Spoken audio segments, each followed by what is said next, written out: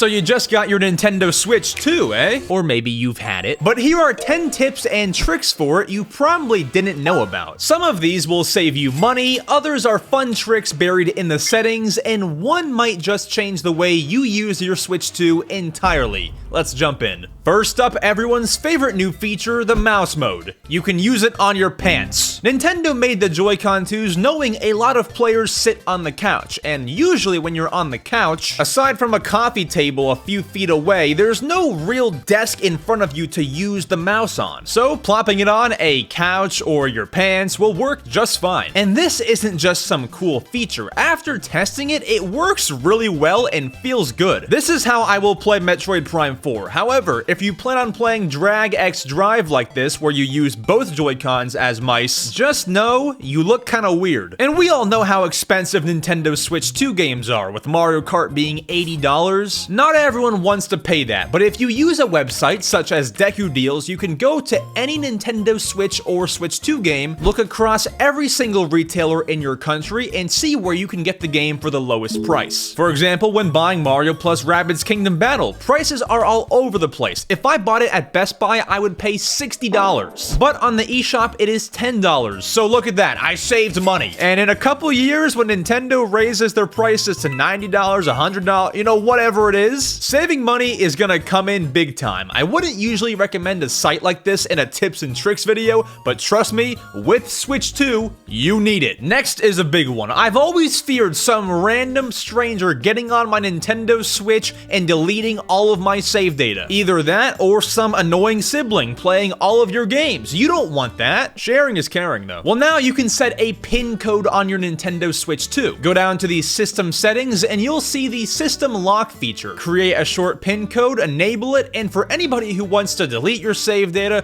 play any Switch games, use your Switch, they have to know the 4-digit code. You were able to do it on the Switch 1 as well, but you had to enable parental controls. So thankfully, I don't have to get asked as a grown man why I have parental controls on my Switch 2. It's a real feature now. No, my parents are not watching my Nintendo Switch activity. But next is the key to keeping your Nintendo Switch 2 lasting a long time. Going down to the system settings once again, you'll see a brand new feature called Stop Charging around 90%. Enabling that will do just that. Your Switch 2 will stop charging around 90%. But Max, why do I want that? Listen, it made no sense to me either at first, but what it does is it preserves your Switch 2 battery. For anybody with older Nintendo consoles, be it a DSi, a 3DS, a Wii U gamepad, the battery life of these devices gets shorter and shorter over time. And while your Switch 2 battery may still do that, it'll happen a lot slower. So if you plan on owning the system for the next 8, 9, 10 years without upgrading, this may be for you. Now, of course, the huge problem is it stops charging at 90%. If you're going on an airplane or a road trip with no charger, you might want to turn this off before charging before your road trip or flight. Just something to keep in mind. I'll probably have this on. Then for those eager to play GameCube games, you had so much nostalgia, but you didn't get your hands on the Nintendo Switch Online GameCube controller, you're in luck. Buying the $20 GameCube Nintendo Switch adapter lets you plug in any old GameCube controller into your Nintendo Switch or Switch 2. Now, we've had that accessory forever, but the good news is this works with the GameCube Nintendo Switch Online games. So if you don't want to shell out $65 for the Nintendo Switch Online GameCube controller,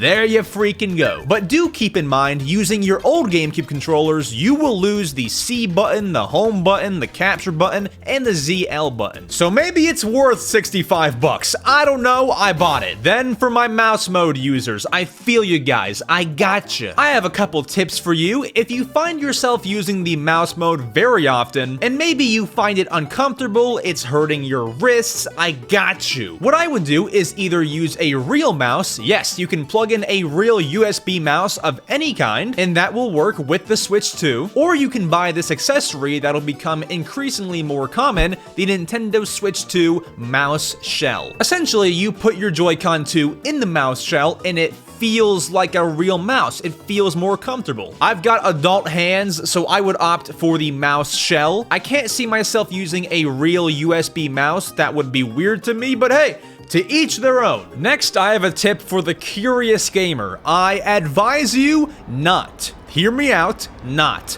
to put, lick, do anything other than insert the Nintendo Switch 2 cartridges. If you were a Nintendo Switch 1 owner and you were unlucky enough to taste a Nintendo Switch cartridge, you would know they suck. And I regret to inform you that is still the case on the Nintendo Switch 2. Now, I don't know if it's just me or not, but I will say I think the Switch 2 cartridges and the Switch 1 have a different taste. One tastes like Skittles, one tastes like Starburst. I would tell you to try it yourself, but don't.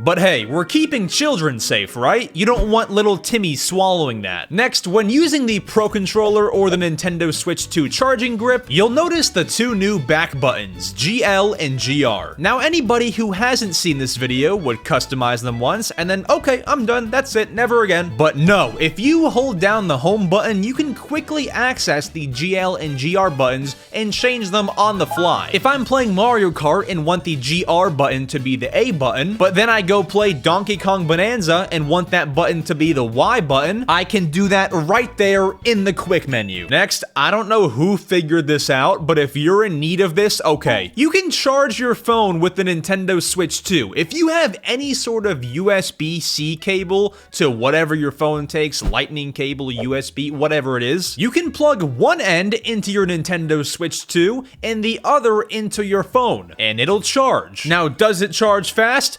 Absolutely not.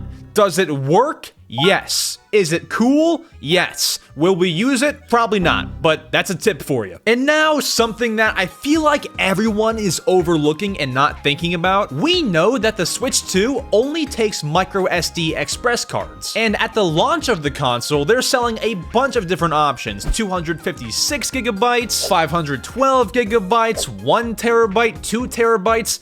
Which one should you buy? Listen, I can't recommend enough that you buy a 2 terabyte SD card if you're a pretty big digital gamer. I know people who bought 1 terabyte of storage for the Switch 1, and it wasn't enough space. And with Mario Kart World being double Mario Kart 8 Deluxe's file size, that is just the beginning of file sizes going up. Also worth mentioning, a lot of third-party Nintendo Switch 2 games that you see use this game key card feature, where when you buy the game is not on the cartridge. You buy the game and then download it digitally. You need more digital space than ever. Now, will the average person need a 2 terabyte? Maybe not. They can get away with 1 terabyte, maybe 512 gigabytes. But if all you buy is digital, or you're gonna buy some big third-party games in the future, some games are gonna be upwards of 80 gigabytes. For the next 6, 7, 8 years on your Switch 2, you want storage. But folks, those are my 10 tips and tricks. If I forgot any, let me know in the comments. It'll help out a ton of people. Here's a brand new Nintendo Switch 2 video from me. Subscribe to this channel and subscribe to my Nintendo podcast channel. We post every single Saturday. I'll see you all soon. Adios.